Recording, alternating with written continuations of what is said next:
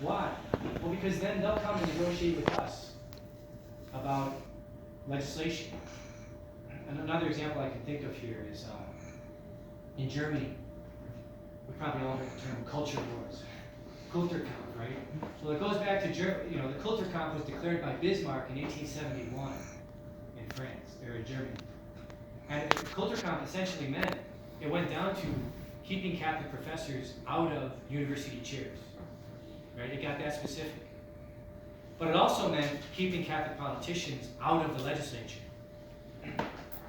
And one of the reasons Kulturkampf came to the end in the mid-1870s is that Bismarck realized by doing this, the policies he was implementing, he was so alienating a big part of the population that a big percentage of the population were going over to the communists. They were becoming Marxists or communists of various sorts. So then Bismarck approached the hierarchy in Germany, and he said, what can I do now to get the Catholics to support my government? And the hierarchy in Germany at that point said, give our politicians a role in passing child labor laws, or limiting work hours, or minimum wage. In other words, paying workers their wages and things like this. And so there was a position that if you remain independent, you can actually say things strongly. And eventually, the parties will come to you, negotiating with you for legislation, for things like this. And so when I first read Anscombe, I thought, well, I found this to be a really interesting lady, because she was able to, in her dealings with the University of Oxford, she was able to make it clear this was not just, that she wasn't just a social justice warrior, right? Promoting pacifism. That she could make an argument grounded in principle. And also towards the end of her essay, in fact, I think it's interesting given our own time, right? Towards the end of her essay, she even says, when I look at the philosophy of my colleagues in this department, I really don't see how in the end they're going to be able to argue against infanticide. I think that's the direction moral philosophy is going, for various reasons, which I would imagine we'll talk more about as the day goes on. It also struck me that she was very willing. I mean, she sometimes even descended into like salty language, right? I mean, she's saying there's some positions here, I think at one point she says in the essay, there's some positions here that Aristotle would say are so stupid they're not worth considering. Right? That she still kind of had that sense of things. And then that she was willing to make sharp distinctions. Right? She thought that there was something at stake between saying, this is killing or this is infanticide. And it also became, and I also had the sense, and I think some have already mentioned this today too, I also had the sense when reading her essay that, well, even though it doesn't come out, there's clearly a wealth of intellectual formation behind the person writing this essay. This person knows something about the history of philosophy, the history of Western culture, probably Catholic encyclicals or catechisms. There's something here informing what it is she's doing. And so within this so I think it's interesting, right? Within this context, within which one of the reasons that Truman was being honored at this university in England is that it was part of this. It was part of the buildup of the Cold War, right? It was part of this effort to garner public opinion, to be against communism, right? That she was able to make a principled choice and act on it, even though in a way she was standing alone. I mean, I don't think she had this number of students who were willing to listen to her at that point. Right? She was almost like you would say a lone gun. And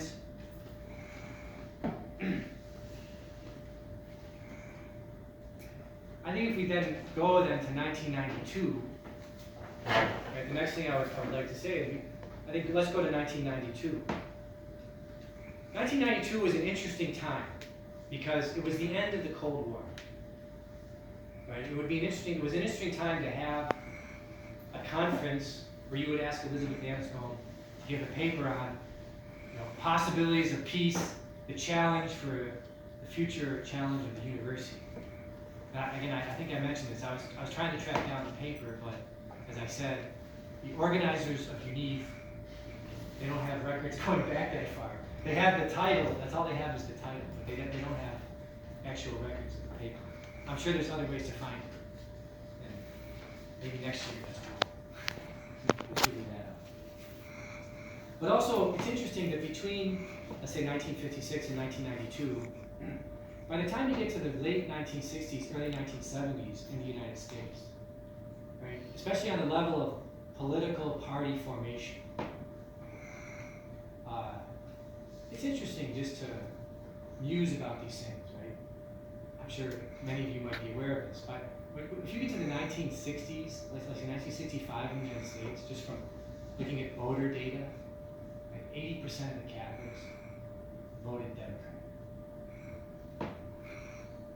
Just because, for all sorts of reasons. But around, I think Kevin Phillips, there was this advisor to President Nixon. He was advising Nixon already, I think, as early as 1967. And he wrote a book called The Emerging Republican Majority. And you can only read this actually in the first edition of the book because he took it out in the second edition. But essentially, in the first edition of the book, and this book was written kind of as a policy advising piece to Nixon. And I don't think Nixon was particularly pro-life. Right? But Phillips basically, in this book, The Emerging Republican Majority, he said, it's going to happen. The Democratic Party is going to embrace abortion. They're going to embrace kind of the excesses of the sexual revolution, policy consequences of it. And this is going to be our opportunity to get at least half of the capital vote. We'll at least be able to get 50% of the capital vote. And his advice actually to Nixon at the time was, you don't even have to do anything from the legislative standpoint. You don't have to do anything about abortion. All you have to do is in your electoral campaigns, just say you're pro-life. Right? It doesn't have to have any policy consequences, but just be kind of pro-life in your campaigns, and you'll win half the Catholic vote. Also, during this time, in these debates that were going on, so institutes like ISI, other foundations, or the Liberty Fund was a foundation kind of for scholars that the neoconservatives founded. And especially in the 1960s, they kept having these conferences where they were trying to bring Catholic scholars together who were Thomists and various stripes of individualists together, right, to see if they could come up with kind of a coherent political philosophy that could guide, like some sort of a political party that would be pro-life, that would be conservative, whatever you want to call that. And basically, all these conferences in the 60s ended in failure. And the reason they ended in failure was because Catholics were too much like Elizabeth Anscombe, right? The Catholic scholars, right? They kept coming down to stuff like, well, there's just some things we can't do, We can't commit murder, we can't justify murder, right? We can't, and a lot of times it would come at these conferences, it would come down to the sins that cry out to heaven for vengeance, right? You just can't do those things as a political party, right? Because the Catholic Church just teaches, and any catechism, you can look them up. One of them is, you can't kill innocent. You can't kill the innocent. Right? You got to pay the worker his wages. Right? You have to give hospitality to the orphan, the widow, the immigrant. Right? There's one or two other ones. So, by the late 60s and early 70s also, Frank Meyer actually came up with this term. He was one of the public intellectuals who was part of this movement. He came up with the term called fusionism. He said, look, if we just act together as a party and put aside our differences, sweep them under the carpet or something, in the end, one side will win out. I don't know how, but one side will win out. We'll just be fusionists. And so I think the combination of, by the way, Frank Meyer, on his deathbed, did convert to Catholicism, so that side won out. But I think there was a kind of sense in the early 70s that there would be a kind of fusionism between pro-life groups, anti-communist groups, or pro-capitalist groups, pro-aggressive American foreign policy. And by the time you get to the papacy of John Paul II, I think John Paul II, so when I, just speaking of memories, right, one of my first memories, or one of my lasting memories as an undergraduate, is I took a class in diplomatic history. And the emphasis was diplomatic history of the 19th century. And our professor began the class by saying, if you want to understand the diplomacy of the 19th century, you're going to have to sit through 3 weeks of lectures on Augustine's The City of God. Right? And at that point, 20 out of 30 students left the class. They didn't come back for the second class. But that class for me was very formative. Right? Because part of diplomatic history, and of course, especially we as Catholics, part of our history is also, what is this intersection that's going on between the church and the state? Okay? How is the Vatican, if you want to put it that way, how is the magisterium of the church forming us to act as Catholics in our various circumstances, in various times and cultures and places? And what are the problems that the magisterium in particular wants to address at a given time? So I think through I was sitting in Rome in 2014 with a cardinal, a retired cardinal, and we were talking about like the history of the Catholic Church in the United States over the last 50 or 60 years. And it's interesting sometimes to get these people's perspectives, yeah. So, when we were talking about these things, basically, we kind of agreed. He kind of agreed with my take on things. He didn't tell me anything that was a surprise to me. That when you get to by the time you get to the papacy of John Paul II, the church in Rome, the church in the United States and the West, they're committed to trying to bring an end to the Cold War.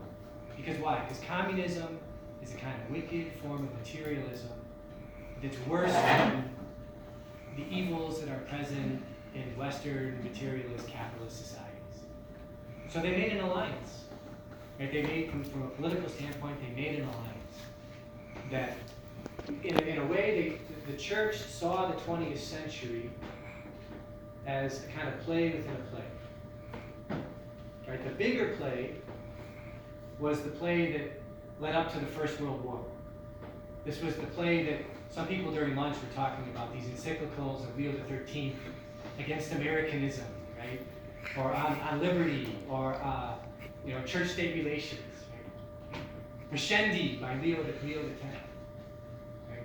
These were encyclicals where the church's primary concern was, how are we going to deal with modern Europe, which has become secular and liberal?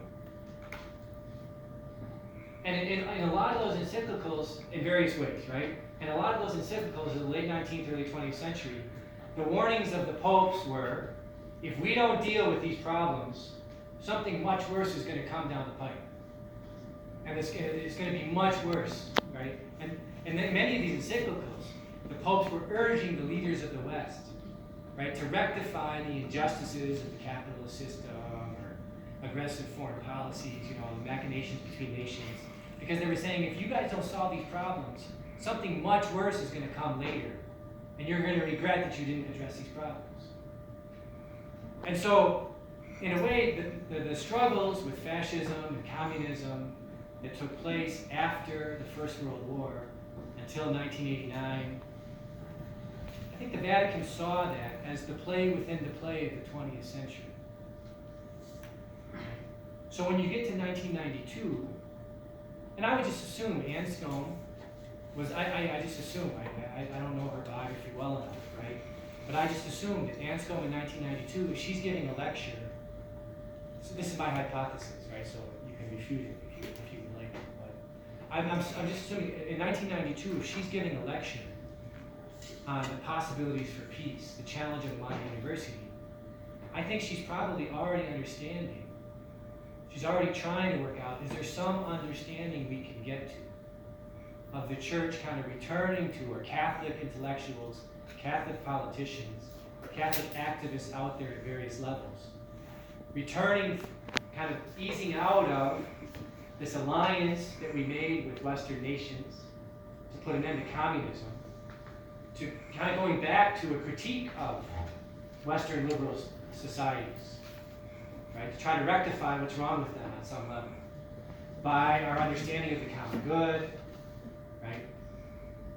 Now, of course, by 1992, in the United States especially, Reagan essentially got into office by putting together, I know people who were flown to I know Catholic intellectuals who were flown to the Reagan White House as cultural advisors, right? Precisely because Reagan was trying to, he basically accepted this position, this advice that was given to him by Kevin Phillips, right? That we should somehow create this coalition which involves Catholics who are pro-life, but who are also willing to be strong against communism and promote Western economic policies everywhere. But I think Anscombe, and I think some people that I know, I think especially by the late 1990s, and especially with the Iraq War, during the pontificate of Benedict XVI, but I think the key turning point here was the Iraq War, right? By the late 90s, John Paul II wanted to develop a magisterium, and this is something that has not been done. This is like your task. This is your mission, if you should choose to accept it.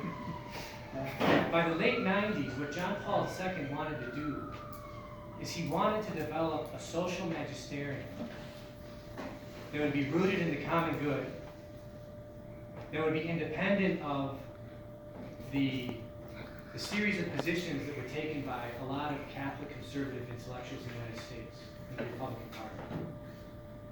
But that would basically follow the outlines of you can't go along with sins that cry out to heaven for vengeance. Right? Could there be some sort of Catholic teaching that at the same time you could use some principles or you could use some understanding of justice, right? That at the same time it could be pro-life, it could critique certain aspects of economic policy, it could be against prostitution, right? It could be against aggressive foreign policy that would go along with unjust wars, unjust aggressive wars, or unjust wars, jus in bello. And is there some kind of coherent magisterium that could be built or constructed theologically that would be like a rallying cry for Catholics in Western societies in dealing with liberal democracies? And John Paul II, his dream, I think, when I was talking with this cardinal in 2015, this cardinal said to me, John Paul II's great hope was that American Catholics would assist him in that task. Right? He thought the Americans were like the best suited to do that for various reasons. And by 2002, 2003, he was he felt bitterly disappointed. And so actually, American Catholic intellectuals have not really recovered yet in Rome. And also, I think most observers would say that thing that John Paul II wanted to do in the late 90s, develop that aspect of the magisterium of the church, it hasn't really been developed. It's like a task waiting to happen. And I would... Now, if we were to jump now to 2009, I think 2009 for me, it was an interesting moment, because 2009 for me was when I finally read the essay on Truman. I actually participated in a seminar in Rome on the essay on Truman. And 2009 was also when I was at Notre Dame, and I was, as I said earlier, I was kind of an observer. I knew, so President Obama gets elected in 2008. We all know that, right? As soon as he's elected, Theodore Hesburgh, who is the former president of Notre Dame, he pulls the current president of Notre Dame, Jenkins, into his office, and he says, now that Obama's been elected, we got to give him a degree. That's it, honorary degree. And so, also by 2009, at Notre Dame, there's a Center of Ethics and Culture. The Center of Ethics and Culture was founded by David Solomon, who I think is a professor that owes a great debt to Anscombe, Alistair McIntyre, and his formation as a professor.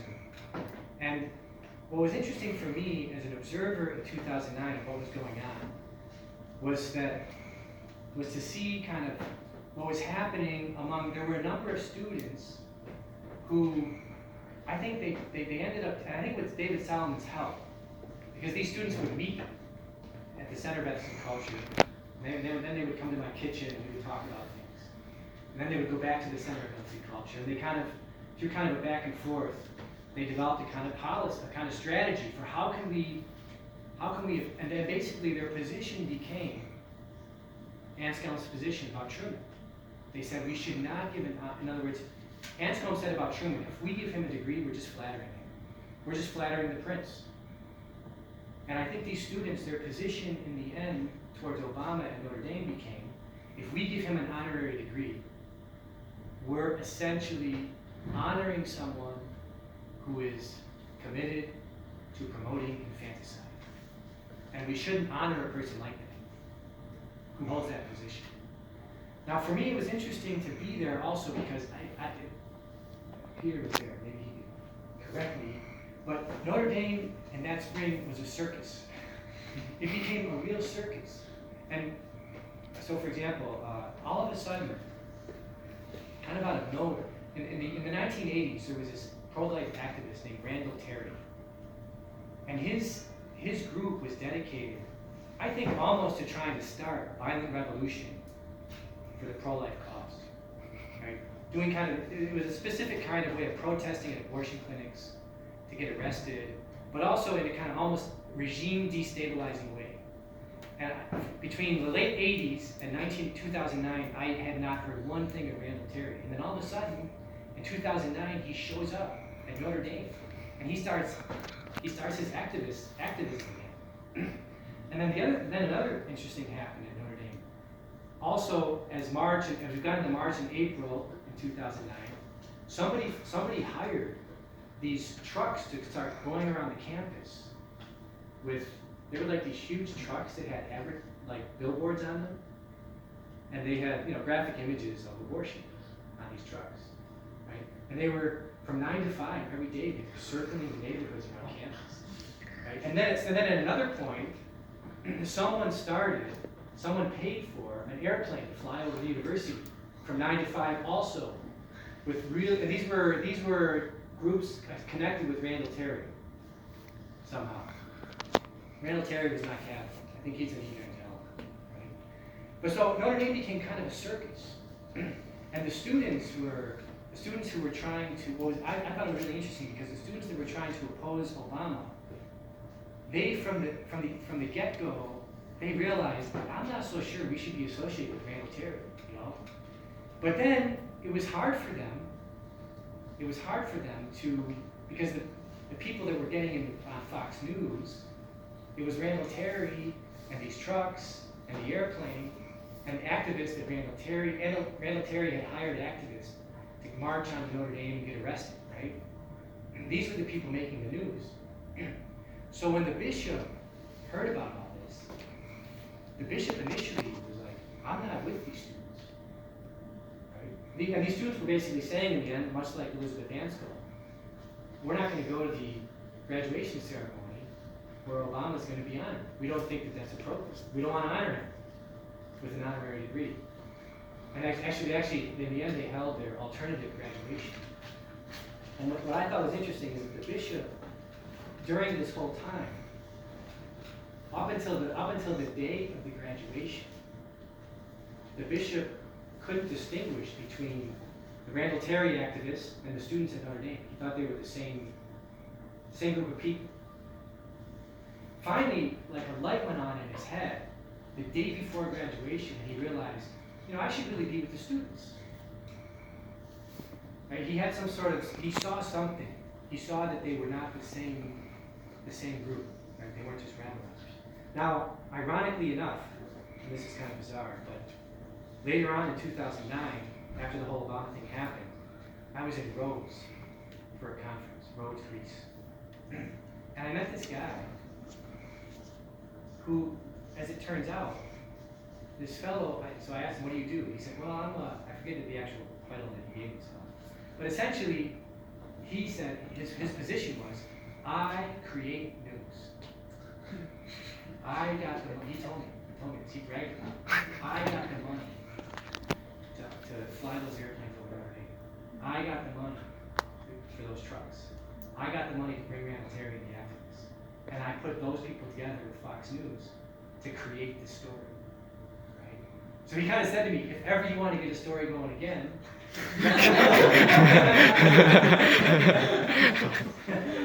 but that's funny, but then I told him some things, and this classic thing, right, where I told him some things. I said, well, what about X, Y, and Z? And he was like, no, we're not interested in that. Things that were a little bit more, maybe,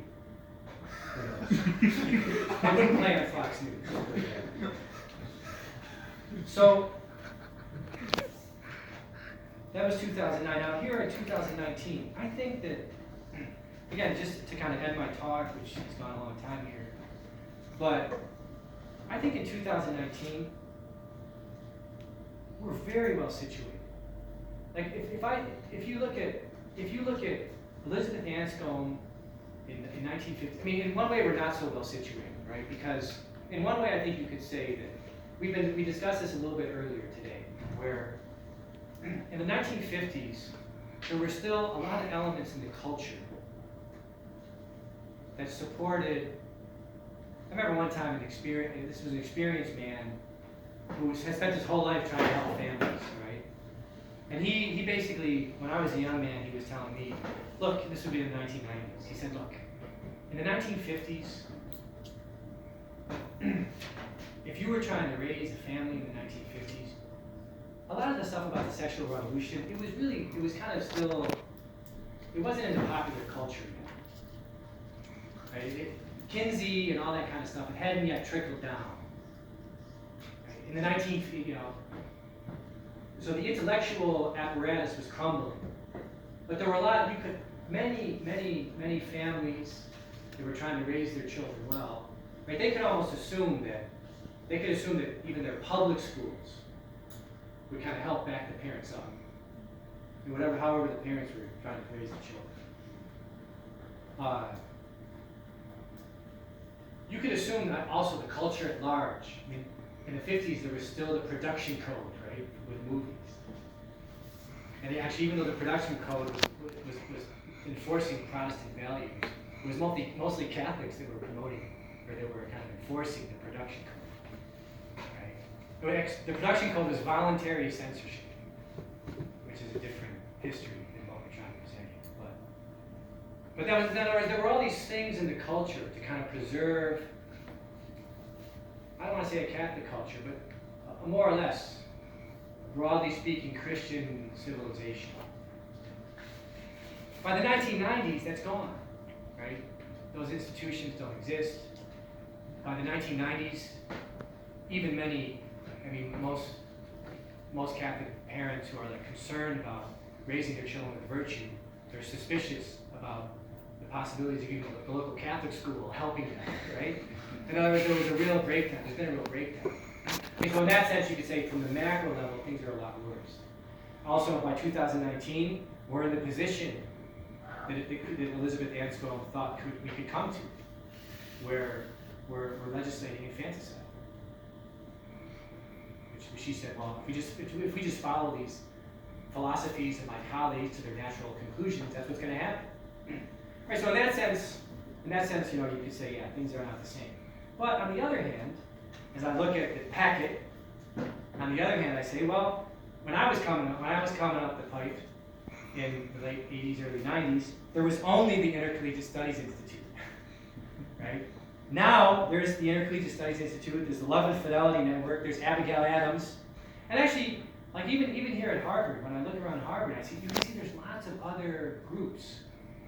Right? There's lots of other groups that are there to precisely help someone, much like, so I mentioned this thing of the neoconservatives in the 1950s. They started this kind of network of think tanks, foundations, institutions at universities. They had particular economic and political motives that they were trying to put in place so they could, why? Influence universities, influence public policy.